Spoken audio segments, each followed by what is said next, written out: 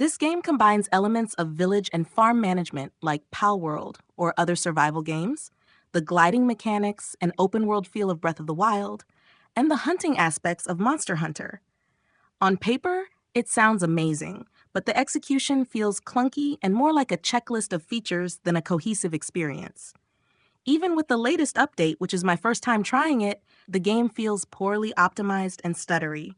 And this is on a 4090 with DLSS enabled.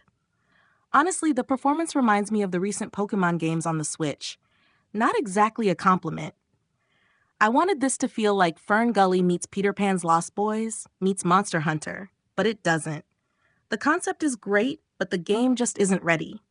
It feels like it was pushed out because funds were running low, not because it was polished, even for early access.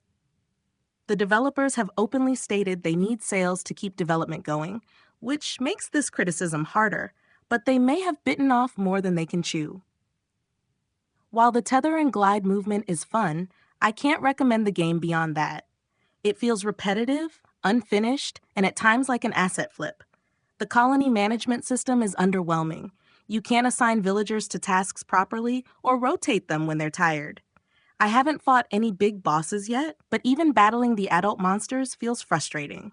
They sometimes vanish without a trace, leaving no trail to follow. Combat itself is janky, especially with the tether mechanic. I end up relying on the tether-heavy attack because it deals good damage, avoids the monster's shake-off move, and keeps me safe, but it makes fights feel repetitive and dull. Upgrading weapons is similarly unsatisfying. Minor stat increases without any visual changes or sense of progression. Resources are another problem. Sap, for example, is constantly in short supply, and there aren't enough ways to gather it. I picked this up on sale, but even then, I can't say it's worth your time right now. The game feels shallow and repetitive, with little to keep you engaged.